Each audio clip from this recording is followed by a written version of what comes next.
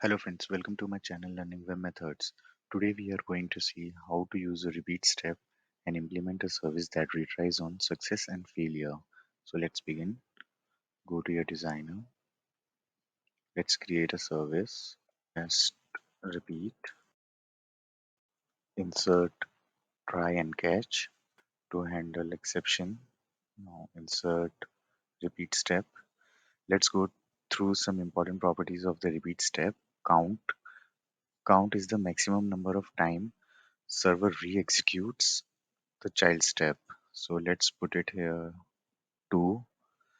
So that means the repeat step will execute 3 times because by default repeat step always execute once.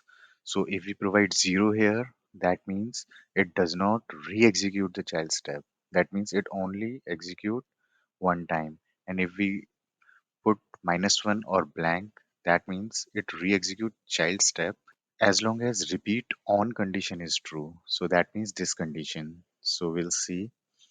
So repeat interval is a length of time that server waits between iteration of the child step. So let's, for a demo purpose, let's put it here 1 second. It is always in the second. Now first we'll going to see the success scenario. So what is the success scenario? Success scenario means it executes the child step if all steps execute successfully in the repeat set. So for example, so first let's insert a map step and create a count variable so that we can count how many time repeat step executes.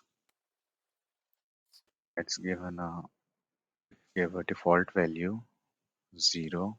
It should be up. Insert a add service, map count to num1 and give num1 as 1. Add debug log.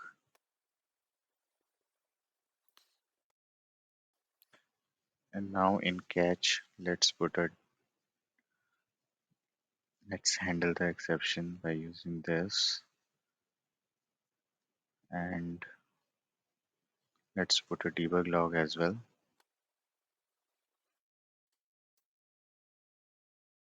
Save the service.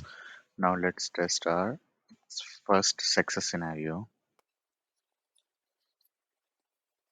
Now here we'll observe that count is 3. So that means this repeat step executes 3 times. Let's confirm by checking logs.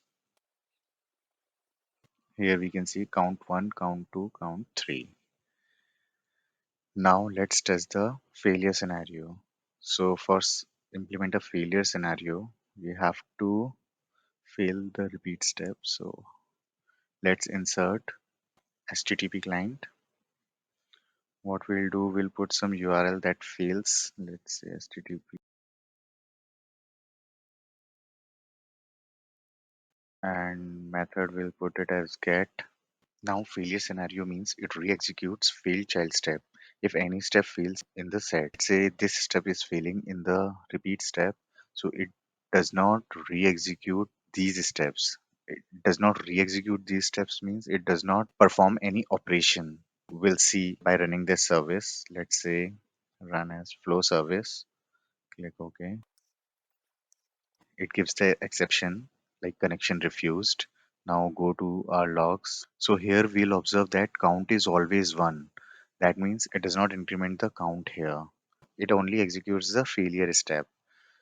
So I hope you get the point how to implement a success and failure scenario by using the repeat step. If you have any doubt or comment, please do let me know in a comment section. And if you like the video, then please do like, share and subscribe. Thank you.